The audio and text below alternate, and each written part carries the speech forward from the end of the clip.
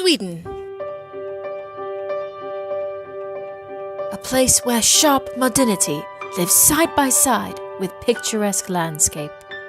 A land of technological innovation and historical preservation. Of ABBA and fish in a tube. Today, we turn our attention to that most enigmatic part of the Swedish landscape, the Swede.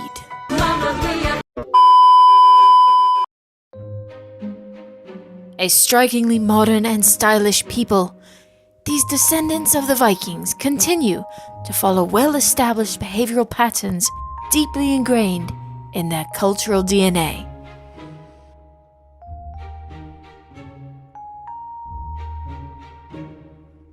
Much like their environment, Swedes have adapted to live in harmony with the seasons' change.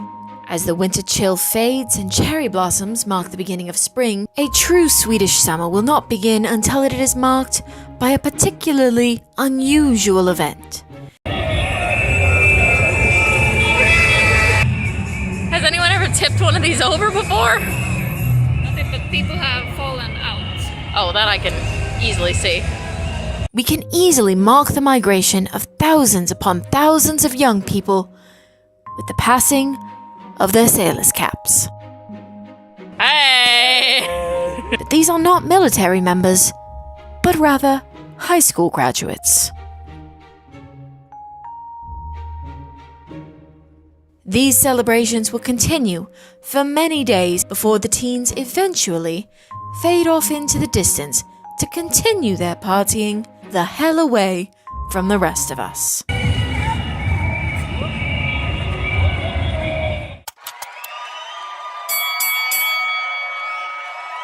In the summer season, special events may be observed in some areas. Here, in the town of Motala, on the shores of Lake Vättern, tens of thousands of Swedes and Germans will squeeze themselves into the tightest Lycra to participate in an event of endurance, strength, teamsmanship, and chaffing. This is Vätternrundan.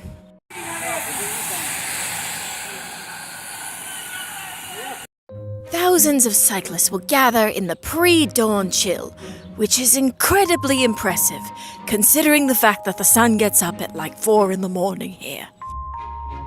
They will set off on a 315-kilometer endurance race around the entirety of Lake Vättern. It is the largest recreational bike race in the world.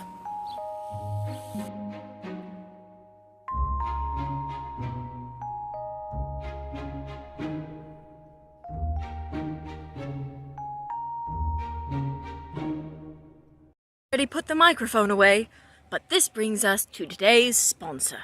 Me! You really think someone was gonna pay like actual money to sponsor this hot mess?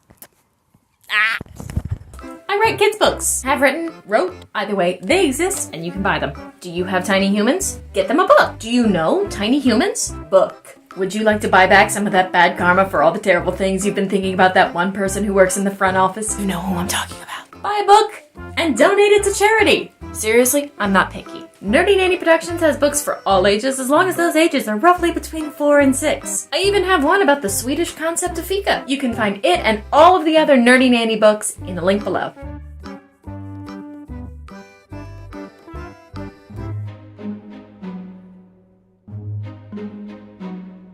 Even in the busiest of cities, green spaces, parks, and secreted little wooded areas can be found dotting the natural cityscape.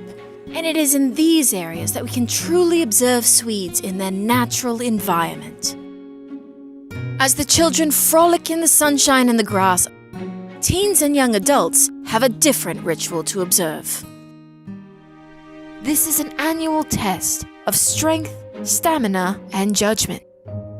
If they judge wisely, these young adults will be rewarded with what is known as a healthy summer glow. If they judge poorly, the result will be excruciating agony.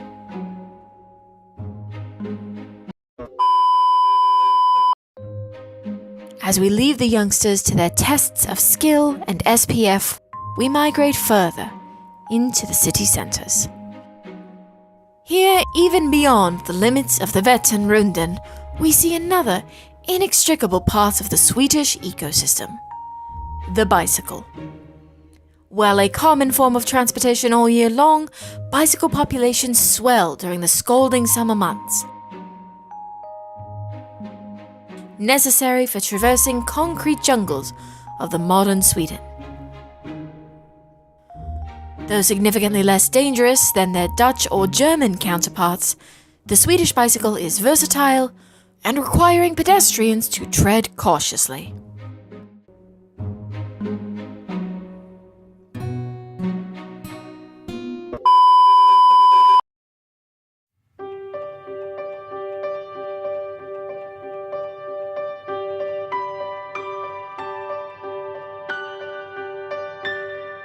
We wish the Swedes well as this rare and elusive species fades back into the trees like fays of old, to complete their summer rituals in peace. We wish them a speedy recovery, a plentiful supply of Resorb, headache tablets, and sunburn ointment, and a fabulous summer holiday.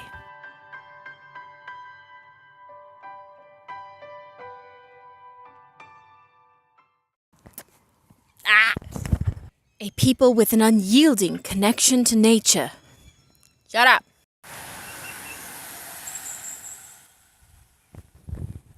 The bicycles are surprisingly loud.